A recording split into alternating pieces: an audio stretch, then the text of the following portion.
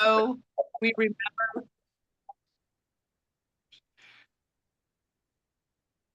Should I start over? Sure. Okay, thank you. Hi, Okay, everybody. hi, Nicole. Welcome to the Worthy Collective. This is Thank you. sacred space, a gathering for women from all walks of life. Whether you're here to rise in your health, reclaim your wealth, deepen your faith, or realign your purpose in life or business. In this space, there is no hierarchy, only humanity. We honor every woman's unique path, knowing that growth looks different for each of us. You are not behind, you are not too late, you are right on time. Here, we give grace, we grow, we remember who we are together. So come as you are. There is a room for your story, your voice, your healing, and your dreams. And above all, there is room for your becoming a better you today than you were yesterday. So welcome home to the Worthy Collective, and we're so glad you're here. Take it away, Stacy. Thank you. I would like to introduce Tamara Wright today from Upwardly Vocal Studios. She is a seasoned professional with extensive experience in theater, radio, TV, and film, as well as guiding figure in both the arts and motherhood. With a career spanning over 3 decades, Tamara has excelled as an actor, singer, director, and producer, specializing in cultivation of artistic talent. Her areas of expertise encompass acting for stage, screen, and voiceovers, audition preparation, vocal development, character creation, and script analysis. As a member of the Actors Union, SAG, AFTRA, and with a FCC commercial license, she seamlessly combines professional standards with a nurturing teaching approach. Hello, ladies. And take it away, Tamara. I will. So excited to see new faces, familiar faces, and everyone else who normally joins us on the recall or replay. Martha, welcome here in person on a Martha Sunday. And so I am going to, you're going to be so proud of me. I created an actual slideshow for you all, but the challenge is that I won't be able to see you. So if you have a question or anything, just holler out, you need me to stop, and then I will stop. So I'm going to share my screen, but I won't be able to see you for a minute, but that's okay. It'll go through. It'll be very interesting to look at, hopefully. So let me see if I can do this. Let's see, I'm gonna share now. Hold on one second. Let me see if I can get the slideshow. Actually, you know what? I have to stop share. This is the part that I always have to do. Get the slideshow to go first, I think. And then I have to get you all and share my screen. Let me see if this works. Maybe not. We'll see. I love technology. I love technology. I love technology. All right, hold on. I got to move y'all out of the way. Hold on one second. Well, if this doesn't work, then I will have to, hold on. I have a very lovely slideshow. Oh, it won't let me. Are y'all just seeing a blank screen right now? Yeah. Yes. Well, that's what I was afraid of. That's what I don't want you to see. Okay, hold on. So today's topic is declutter your mind and heart. Yes. Love that. Well, if not, I will play the whole thing. Much needed. Yeah.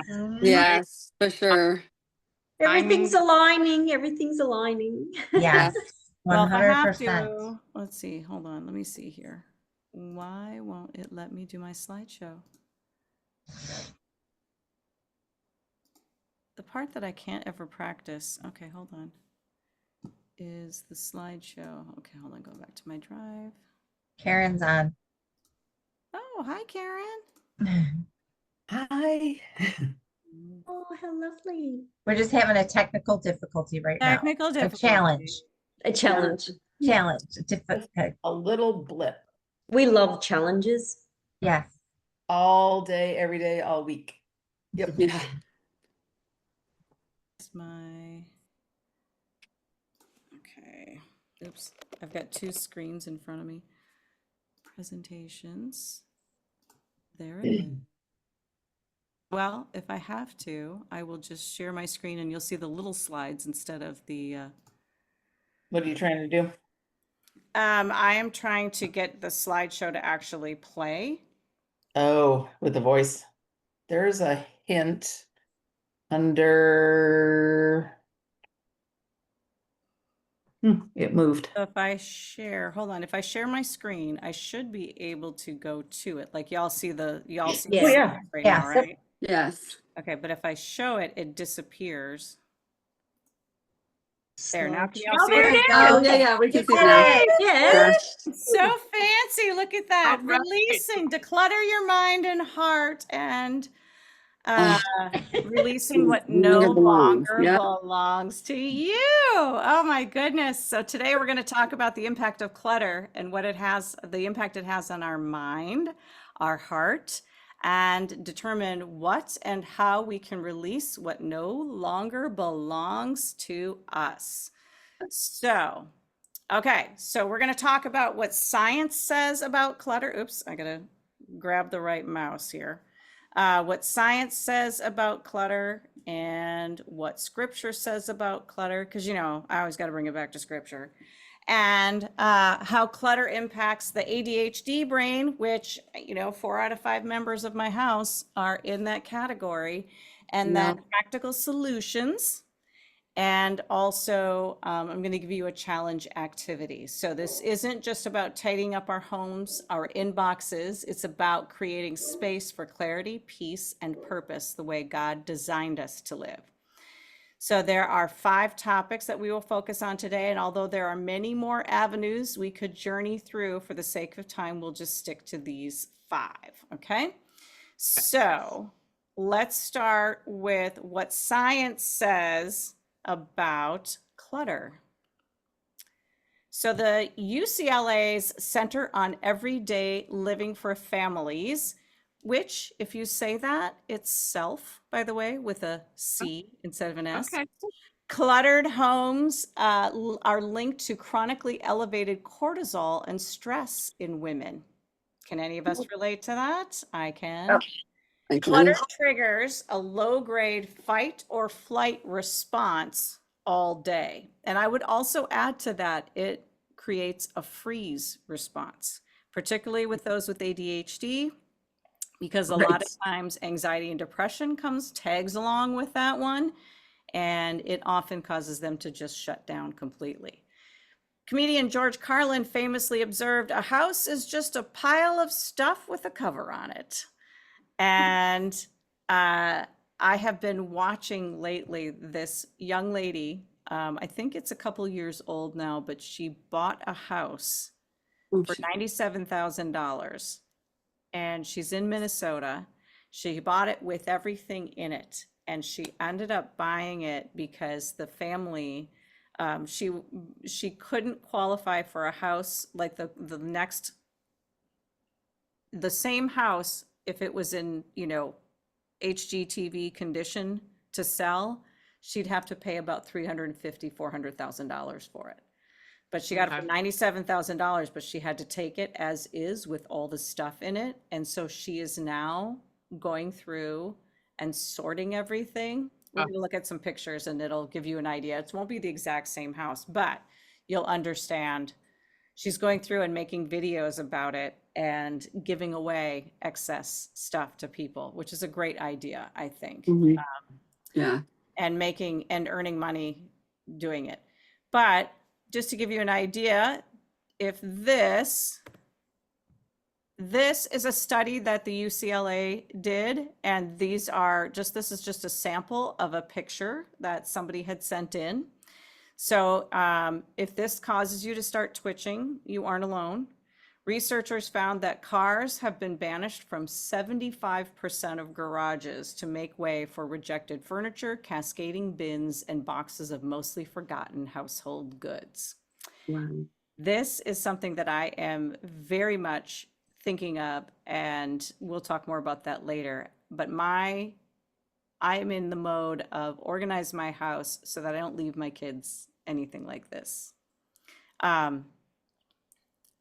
This I want to point out is, oops, wrong mouse again. You're going to get me to do that. So what about this? I'd like to point out that in this image here, the space has order to it. Everything has a place, but it still is cluttered. It's organized. And then that brings the question of, okay, so if it's organized, but it's still cluttered, what is clutter? So clutter is the accumulation of items, tasks, or mental burdens that exceed our ability to manage them. They create visual, cognitive, emotional, or spiritual noise that disrupts peace, focus, and well-being. So even in this space here, it has a lot of stuff in it. It all has a place, but it's still clutter. It's busy on the mind. So this is how some of our researchers define clutter. So the UCLA self-study defines it as too many possessions, and I have to move you all so I can read it. Too many possessions in the space where they do not belong, contributing to feelings of stress and chaos. Princeton Neuroscience Institute defines clutter as visual stimuli competing for neural attention, leading to cognitive overload.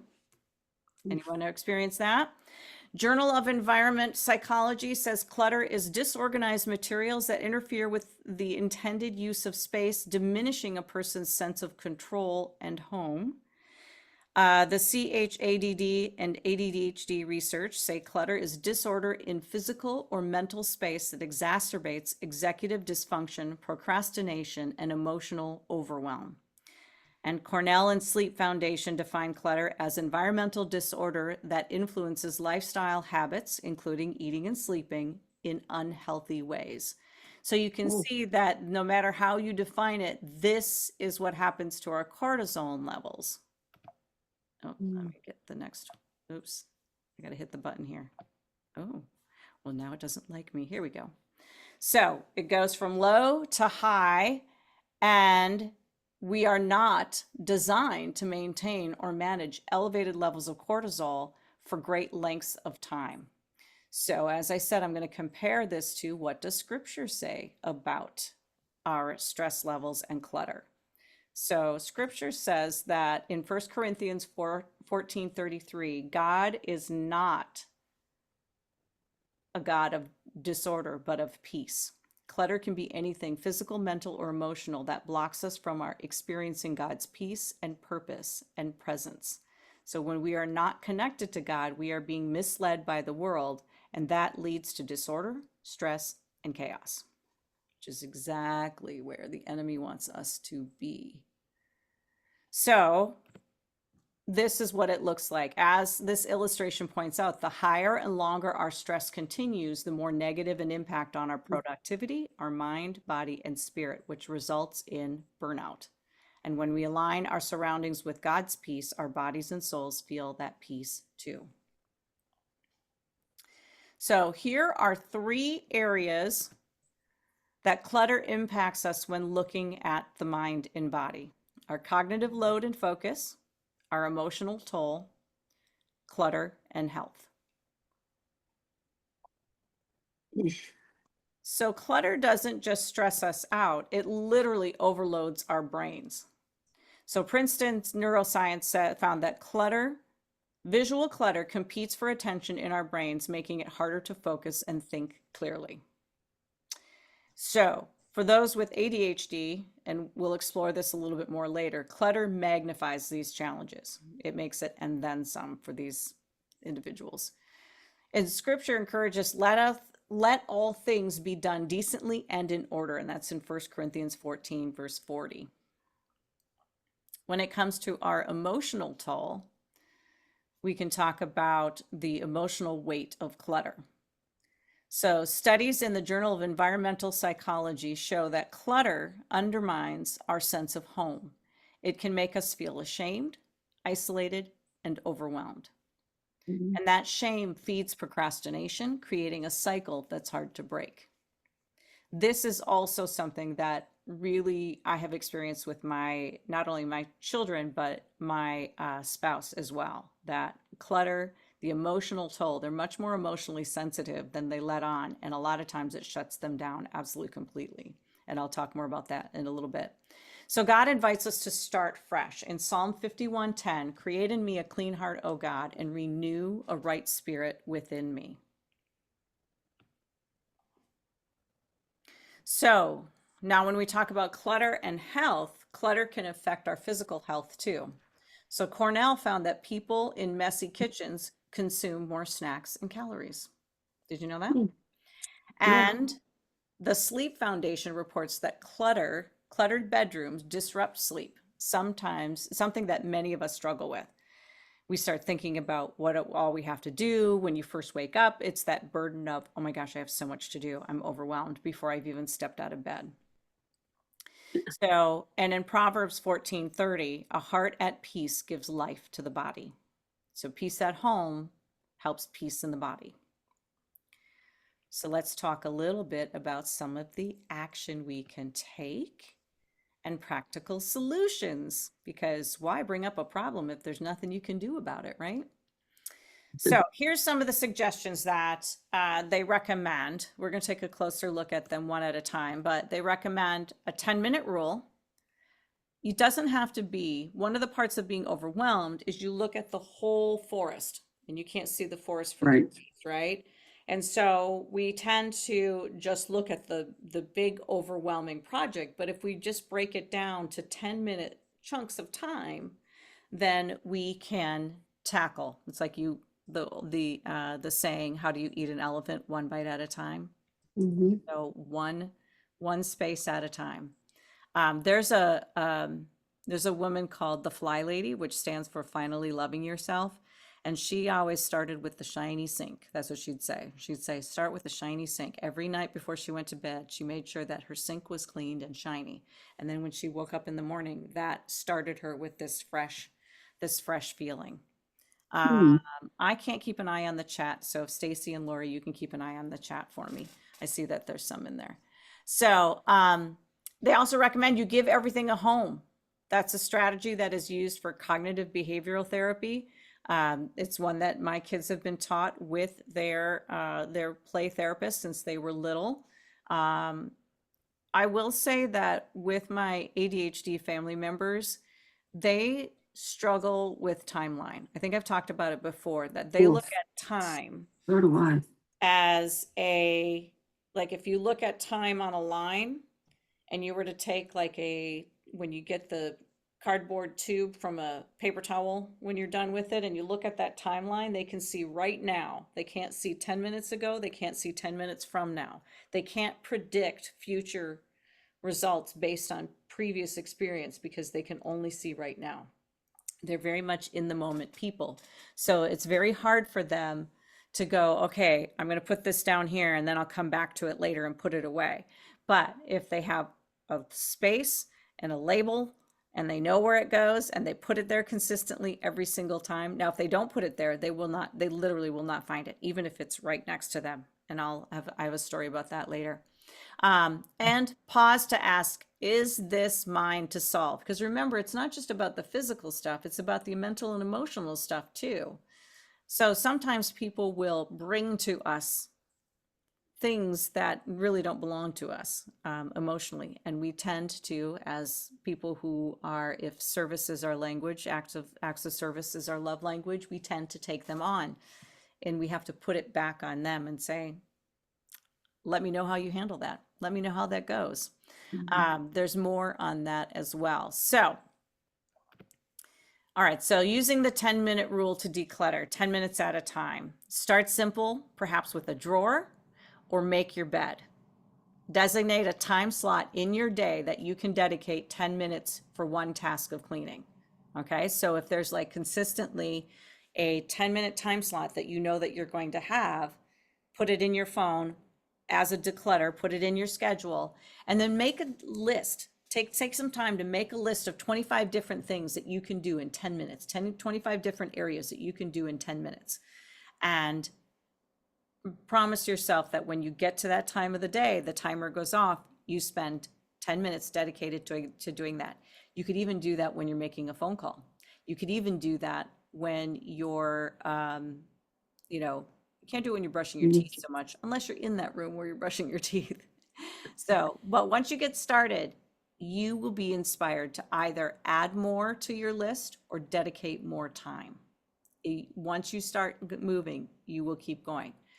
So when I get to the section on the ADHD, I'll share with you some of the things that I have been doing. Okay, so once you get a sense of order, I recommend the following. Keep things with like things, right? This is a quote from my mom. It sounds incredibly simplistic, but you would be surprised at how many people just don't know where to get started. And so if you just, for example, those plastic containers and lids that you got a big drawer and they're all jumbled and you can't find anything, and especially in the moment, so put square with square, rectangle with rectangle, round with round. It's even as simple as breaking it down to that. And then once it finds a home, ladies, get out that label maker that you know you love and start labeling like crazy, because if you have multiple people in your house, you should let them know where it belongs. My sister would always say that every morning it was a game to see who had put what where. It's like, where did the can opener end today? So she would look at different drawers in order to find it. Can you imagine how much time that takes every morning to find the same utensil in a different spot? So that's one recommendation. If you label it, nobody can misunderstand it. So, and the other rule that you might want to institute is nothing comes into the home, nothing new comes into the home unless something else is leaving. So nothing comes in, you buy a new pair of pants, a pair of pants have to go, or a coat or something else, you have to replace it. That way you're not adding to the new thing. I had a rule one time for several Christmases in a row that I said, do not buy anything plastic for my children. You can buy an experience, you can pay for lessons, you can pay for a summer camp, but I do not want any more toys coming into the house. Or they could pick one toy but nothing else, because there was so much plastic in my house, and there still is. And that's another rule I will get to in a minute. So, all right, so here's the one that I think we have to pause and ask ourselves, is this mine to solve? Let's tackle that emotional clutter for a bit. We've all experienced decision overload. I'm sure we all can think of a time that we got to the end of the day, or we got, and we thought, gosh, I just don't want to have to make one more decision. I can't possibly make one more decision. Or you've had one too many encounters in a week with a particular person who dumps their problems on you, or is somehow under the impression that you are responsible for their emotional status. Well, this is where the Queendom hula hoop comes into play.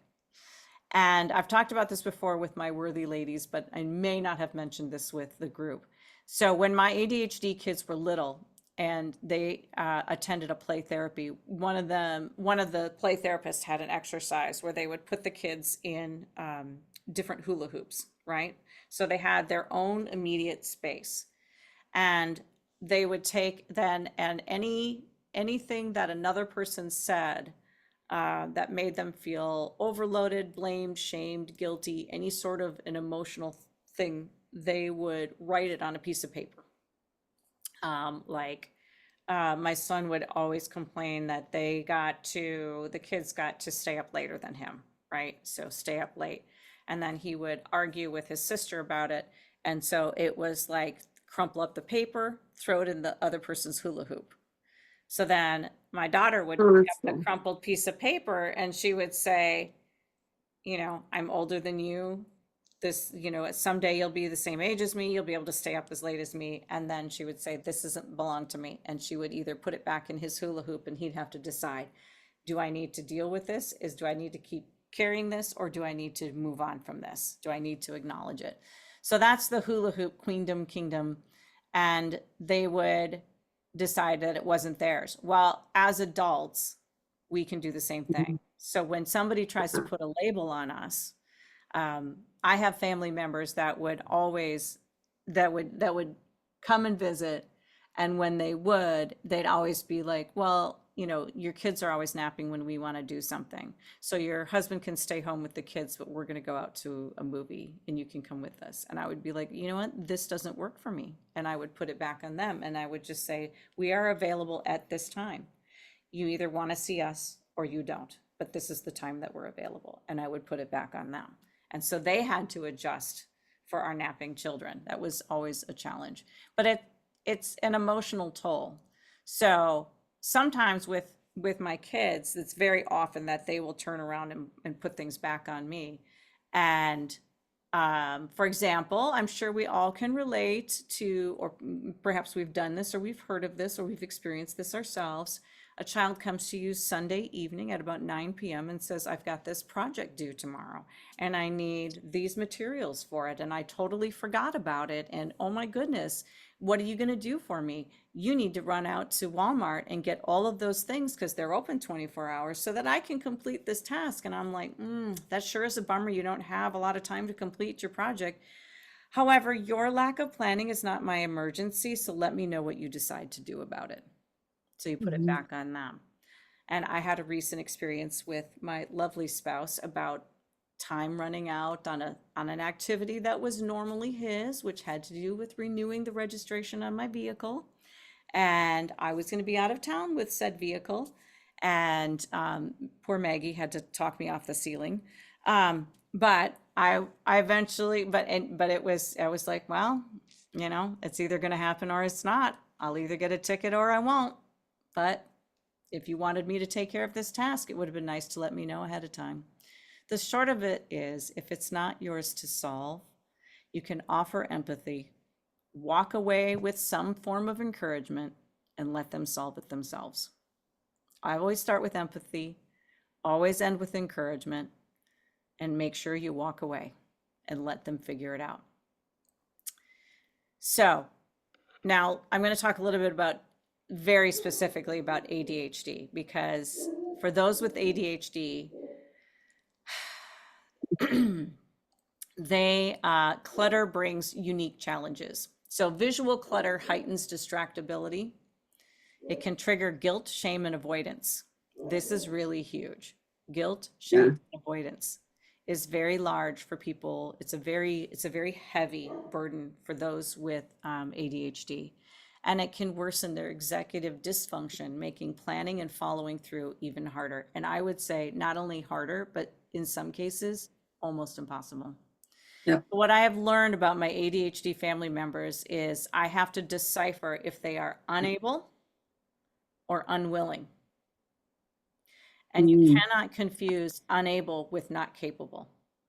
They are absolutely physically capable of doing whatever the task is that they need to do, but they are often simply unable.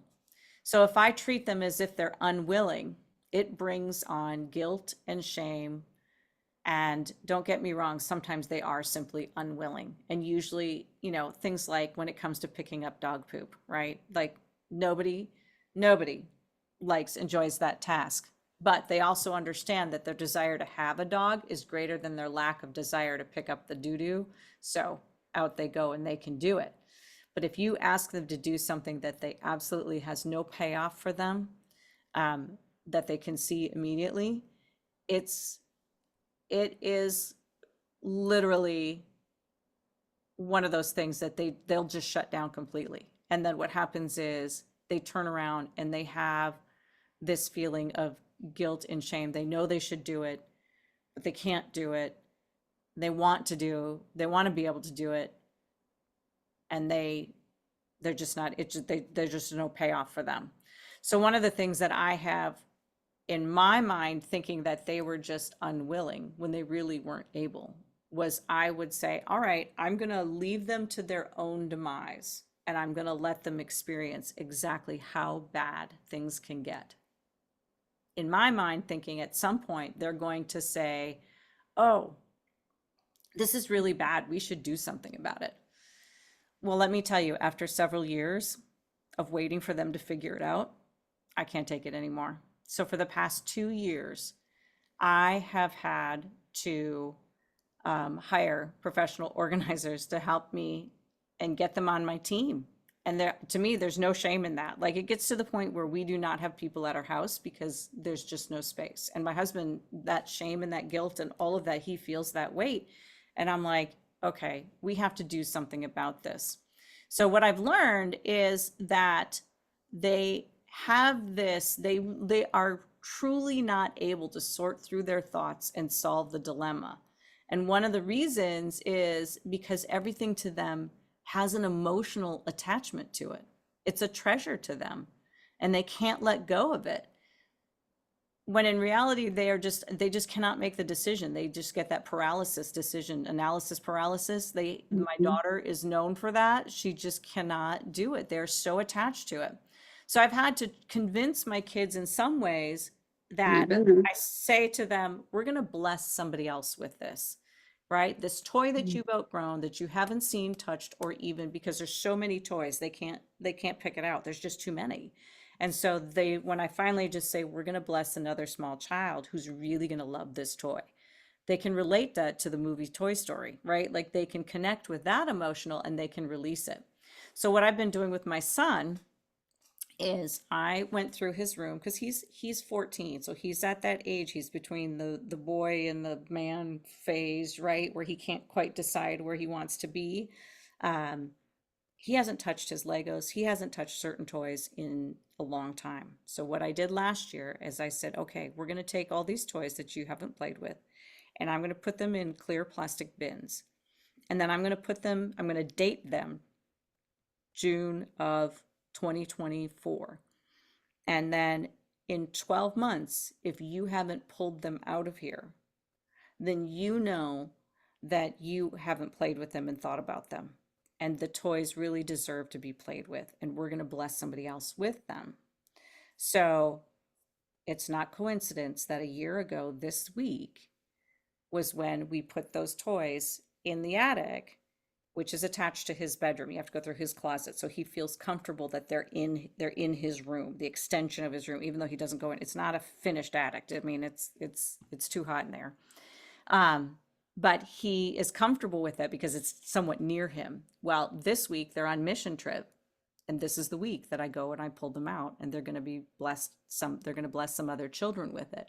But he had to prepare himself emotionally, and he tried semantics. Oh, I'm telling you, ADHD people make really great lawyers, because he says, Mom, you said that if I took any of the toys out of there, that I could keep all of them.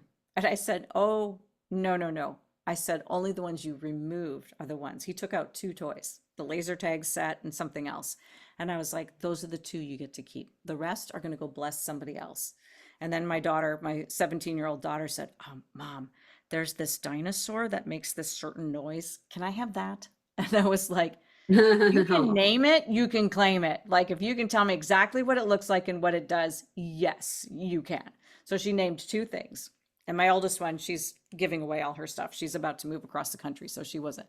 But I have to prepare them, and if you can imagine, and my husband is no better. Last year, I organized the main parts of the house because we were having guests coming and everything else. So right now, all the mess is relegated to their bedrooms. And then my husband has memory boxes, right? And it has things like stuff from his fraternity days, stuff from his tennis playing days, stuff, in high school. And I put them in boxes, and I kept them out in the living room. I kept it under his nose, and I said, go through this box. I will. When? I don't know when. Can you do it? This was last August. And I said, can you do it by October? I don't know. Can you do it by Thanksgiving? I don't know. Can you do it by the time my best friend and her husband and son are coming to visit, which is at the end of the year? Yes. So do you know what he did? After I decluttered the closet and everything in our bedroom. He was supposed to go through the boxes. He just put them and moved them into the the bedroom closet, and they're still there. And that was 6 months ago. 6 months ago. And it's little things like a little scrap of paper that has not even his full name. It has R. Wright, because he and his tennis partner went to the state finals. This was like 1988.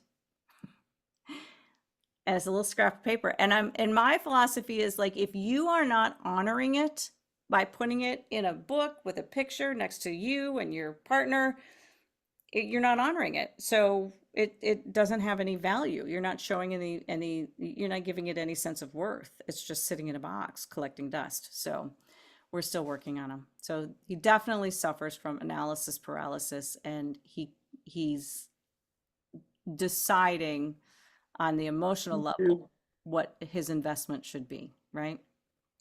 So they all respond differently. I've had to learn each person and what is their triggers. My oldest, when I talk about that they can't see the forest for the trees and they're so emotionally invested, when she was in kindergarten, we were getting ready for school. We were still living in Michigan, so it was cold outside, and she needed her scarf because she knew at lunchtime or recess time she would need her scarf. And I remember her at the age of 5 just panicked, absolutely panicked. Now, she didn't get diagnosed, by the way, with ADHD until she was 18, 19 years old. She's my oldest, and she was the last one to get diagnosed. And she was like just absolutely distraught. And I was like, what are you looking for? My scarf. What does it look like? Which one? The red one. And I'm like, you mean the one that's right at your feet? And she was like, oh, yeah, there it is. And then away she went, like nothing had happened. It was that fast. She's invested emotionally, all in, can't find it, panic, and looking in places it would never be, like in the trash bin or in the refrigerator. Like no logic to it whatsoever. And you can say, oh, that's cute, she was 5 years old. She still does it at 20 years old. She'll look in places it never was because the logic is completely gone. So my my 17-year-old, she's about to be a senior in high school. I would come into her bedroom and find her staring off into space. And she's supposed to be getting ready for school. And she'll have been sitting there on the floor staring off into space for an hour. And I would be like, we got to get going. So her therapist recommended that we create a list. Wake up, get dressed, go to the bathroom, eat your breakfast, brush your teeth. Like there has to be a list that specific in order for her to follow. So the point in sharing this is that when you're unable, and you're either unwilling or unable, and if you know that you are just not able, there's no shame in it. Find a system that works for you. Sometimes it's break it down to the absolute most simple step, but take a step.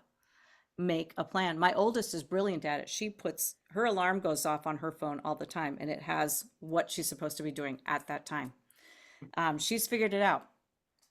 And my second one, now that she has her list, she gets up at 5 o'clock in the morning just so she can make sure, because she's so worried about it. And my son, we're still working on him. Bless his heart. Bless his heart. But what I've learned is once I realized that they were unable and not just unwilling felt like it was personal. But I know they're capable, and I keep encouraging. And the best thing that I can do for them is to model what they should do, model the behavior of what they could do. Yeah. And I bring them to counselors because I am not an expert with the ADHD brain on how to connect with them, how to get them past that hurdle. But what's interesting is the counselors that I have found for my children and my husband that work all have ADHD. Like they themselves have it, so they themselves relate and they have the solutions that I do not have. So Great point. my husband and I were married for 15 years before he was diagnosed. That means he got all the way to the age of 40 before he was diagnosed. And it was my counselor that said, I really think your husband has adult ADHD. Now, the trick with adult too. ADHD is when you have gotten that far in life, that means you have these coping mechanisms that can lead to very unhealthy habits. And when I started doing research on it, couples where one person has ADHD and the other one doesn't, they most often don't make it past 5 years. In fact, most of the time they don't make it to 2 years of marriage because it is so frustrating. And the reason I think that I was able to cope with it was, one, by the grace of God. My husband and I have always agreed on our faith. We've always felt God's presence in our life. Now, I didn't become a Christian until I was 41 after I had my third child, but that's another story for another time. But it was through my reaching out and going to a counselor and getting help, getting somebody on my team who could help me with coping with the frustration. And then through her help, I was able to connect my husband to a counselor that could help him. And then we went to couples counseling together. And then from there, so it was no surprise when our children, one by one, because we started recognizing, now we knew what we were dealing with them. And my husband, what finally convinced him to get the help that the kids needed was because he started to recall how difficult it was for him in school. And he had started to relate emotionally to, if I had had this help when I was their age, I'd be in a different place now. And it's only because he would make progress over time that we would stay together. So we're not perfect. We still have a lot of hurdles. And truth be told, I still carry most of the burden of leading the way, leading the example. I don't know what God has planned for us, but I do know God is faithful. And like it says, you know me, I cry at everything. Oh, I know that God is faithful. And like it says in Jeremiah 29:11, for I know the plans I have for you to prosper you and not harm you, and plans to give you hope in a future. So I know that Jesus invites us to come to me, all who are weary and burdened, and will give you rest. So, Yeah. sorry, I always cry, but that's okay. Oh, hey, okay. No, Space- it's okay. space for us, and I love how Tam, she's so action oriented, and the love that she has for her family is just amazing. And you know, we have to ask. If we don't know how to do something, we have to ask and go hire someone, or say, hey, I have this gift. Are you willing? Can we barter? Can we exchange? So Yeah. it's having the community and the willingness to reach out and say, hey, this is where I'm at. Do you know anyone? Yeah. Do you know anyone that can help me? And that's why we're here. That's why we're building this community, to help you get the support that you need in any area. So, I mean, Well, and thank exactly. yeah. Thank you for that, Lori. I really appreciate it. And you guys have been with me long enough, you know that I love big, right? I love my family big, and I want them. I guess with the burden that I feel that sometimes I carry for them and I try to put back on them is I don't want them to ever feel like they're not capable, right? They are capable, and somebody has to be an advocate for them. And I feel like in many ways there are many times that my husband did not have an advocate for him. Not that his family didn't care, but it's just that they didn't understand, right? They didn't know. It wasn't until I connected him to a counselor who was like, oh yeah, I get it. This is what you can do. And if you're lost in that spin cycle of not knowing what to do, so but for me, I have to take action. I mean, one of the things I love most about this worthy group is I have people who will recognize, like, just like Lori was saying, you take action, you do something. If I don't get that validation from somewhere, then I'm going to feel like I'm the one drowning, right? I'll take on. So I've had to learn to put it back on in their hula hoops. It's like, I don't know what you're going to do with that, but here's the boundary, here's the line. So I told my husband while he was gone, he tends to collect papers, and I was just like, that box of paper that's been sitting in our bedroom, that's going to go into the fire pit we bought to burn all the papers that we have in our house. So, and he's like, oh, well, I was going to wait for you. And I was like, yeah, I'm not waiting for you. There's plenty of paper that we have. So we'll have our own little bonfire, but I'm just going to get started. And he's like, okay, that box is okay. So I got him to agree on that box. So let's reflect, because I love reflection, because I feel like we can't move forward till we take a look at the past and say, okay, how could we do this better? So what weight am I carrying that isn't mine to hold anymore? It's not my fault. It's not my responsibility that for all of their treasures and belongings taking up space, but I can say, if I can put in some boundaries for them, and they can agree. It's like, if you can't do this, then what can you do? And it just allows them to, and the other thing I found, it allows them to move forward. It allows them a way out. It allows them some step that they can take. And it doesn't matter if you have ADHD or not. We all sometimes need that nudge. So what can you release physically, emotionally, spiritually, to create space for God's peace? Because ultimately that's what it comes down to, is God designed us for peace. Our peace is found when we align with how we were designed, and he's the one that designed us. So I have a bit of a challenge for you.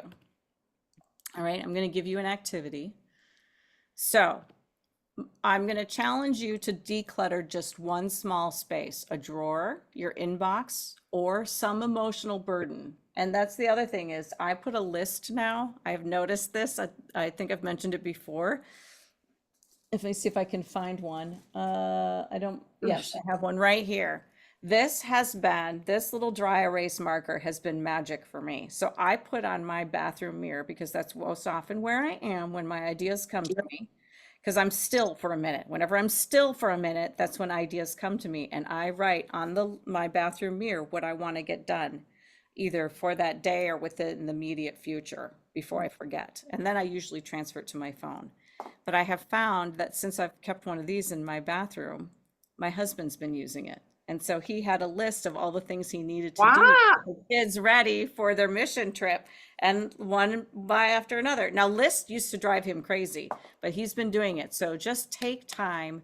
But that emotional burden, like, I don't help him with the mission trip. Yes. On the mission trip with the kids, and I'm like, well, they'll either have enough underwear or they won't. That's up to you. But he has, because it's important enough for him to lead for them, he then has taken it on for himself. And so he's learned he's capable, and he is able.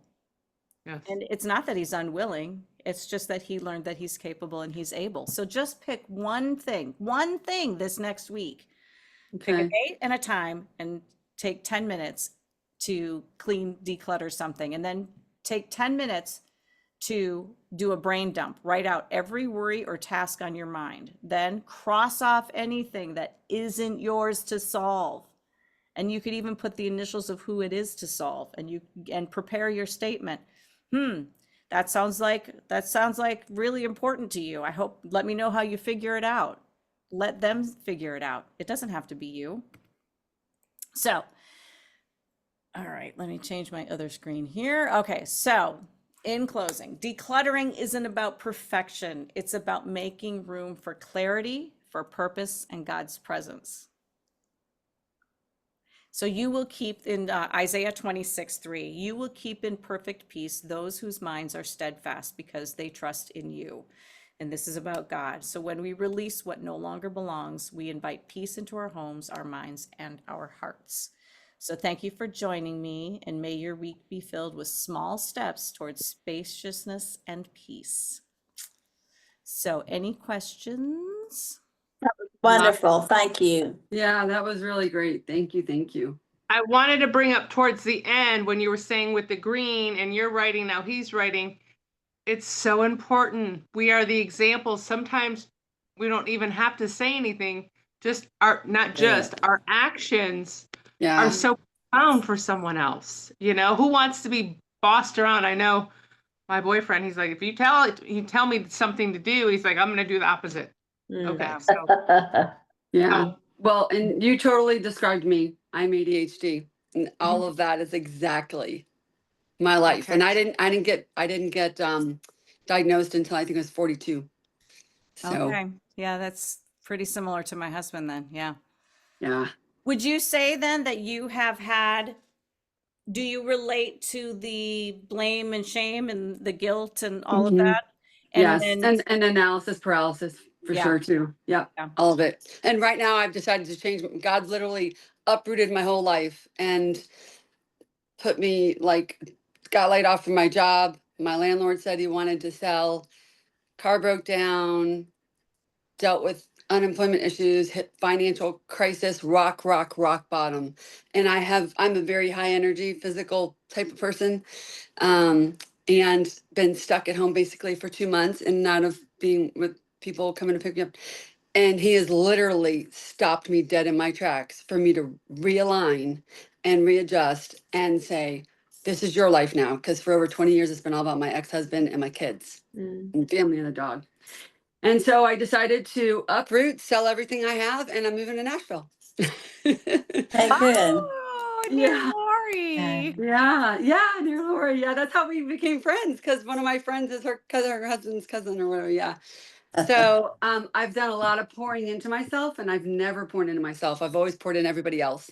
So a lot of devotions, meditation, journaling for sure. And so he has a bigger, better plan for sure. Yeah. Absolutely. And you are And good. Right. you're, And you're literally so decluttering. I am literally Really? decluttering. Have people come to look at my bedroom set tonight? They're like, "Can we take it?" I'm like, "Take it. I got to be out here by the 30th. Take it." Good for Yeah, you. selling everything. Yep, I'm done. Yeah. It's Yeah. about Nicole Yay. now. God's got your attention, but he's also got a hold of you. So Yes, he does. He does. Yeah. My faith is definitely one of my best gifts. Yeah. Tam, this resonated with me as well because with ADHD and OCD, they kind of fight with each other. they do. Mm. Oh Absolutely. my God, it's unbelievable. So like I love my home being organized and like when people come into my house they're like, oh my gosh, it looks like a display home. But then I love my notes, like look at this. I've got too. Paper. so What I is it re- with paper? I'm the paper junkie. I totally get that too. Total Me paper too. junkie. This, I've my got- husband is receipts. I yeah, would open up drawers and it would go poof, and all these receipts would come out, and I would go, 10 years ago, 8 yeah. years ago. I was Yeah. like, do we need these? And so the other day he crumpled up a receipt and he goes, I'm getting much better. And he throws it out. And I was like, Ah. yay! It's awesome. That's But awesome. it's funny because I love junk drawers. Like I've got to have a junk drawer, and Or so moving in this house, like I've got like a deposit door, like where I can like put everything. But now that I'm moving, I've been here for 6 months. Now that I'm moving, I'm getting rid of all the boxes that I was meant to do when I first moved in. But I'll move into the house and I'll make sure within 24 hours everything is like displayed. Everything. But then my boxes, then I've got those boxes. If I don't get to them, I'm done. But I've been able to do it in the last week because I know that I'm moving. My list that I've got here, I'm great at doing those and I love like visually crossing that off. But now that's looking messy. So I've got to do another list to take off all the things that I've ticked. It's like OCD is like, okay, which one am I So going to you get? sound like the in cup where if it's not interesting, novelty, a challenge, urgency, or passion, urgency is your hot button. There's a sense And of so because I allow my ADHD and OCD to overcome the things that I really need to do. yeah. Those are Is, some of the Yeah. hey, copings. I'll clean my house and I'll make sure everything's done. And then I go, right, I need to do all of this. Then I can sit down and do my business and I never get to it. Yeah. I'm right That's there with why you. that's why I was so looking Procrastination's forward to this awful. call. Because I'm like, I need to do the call. Well, Because I've that's been where you keep asking for help every day in every way. Help me with this task. What would it take for it to be done? All What right, would it? ladies, find 10 minutes in your calendar, put it in Yes. and say, every day at 8:45 to 9:45 or whatever time works for you, put 10-minute declutter and put every single day. And then in the notes section of your phone, you can write at the bottom, what are you going to declutter? Take 10 minutes and make a list of things you can declutter in 10 minutes. The junk drawer, your desk drawer, your glove box in your car, the console, center console in your car, the front entryway, the coat closet, whatever, your makeup drawer, whatever. Just take 10 minutes, make a list, and then every day at that time, do one thing. By the end of the week, you will have 7 areas done, and then you Okay. can make a new list. So All that's right. your declutter time. Top desk drawer. Yes, yes, yes, yes. The utensil drawer in the kitchen. Yeah, yeah. I know, right, Karen's. So, well, thank you, ladies. I know we're Thank right you. about 4 o'clock. If That was awesome. if I could, I will go ahead and pray us out, and then Yeah. we can go on with our week. And I can't wait to hear progress next week because I'm teaching next week too. So we will give gold stars to all of you. Woohoo! Yes. Yay. At least 4 out of 7 days. How about that? A majority. Okay. We'll give you gold stars. High 5 gold stars. So, all right. Dear Heavenly Father, thank you so much for this opportunity with these beautiful, beautiful ladies, for this time that we get to share, that we can show that we care, that we hear each other, understand each other, lift each other up. And we ask you, Lord, to surround us with your love, your grace, your mercy, and your peace as we go throughout this week, that we find things to declutter, whether it's a drawer, whether it's our heart, whether it's our mind, but we take time, Lord, to revel in the peace that you have designed us to be a part of. And we thank you for your grace. And we ask, Lord, that you bring us all back next week so we can share in the joy, share in our success, and we can give each other high fives, gold stars, and a big smooch on the cheek. So we love you and we thank you. And in your precious son's name, we pray. Amen. Amen. Amen. All right, Thank ladies, I can't you. wait to hear the good reports next week. Yeah. Can't wait. Thank Thank you you. so much. Thank you so much. Chef's kiss. Bye. Bye. Bye. Bye-bye.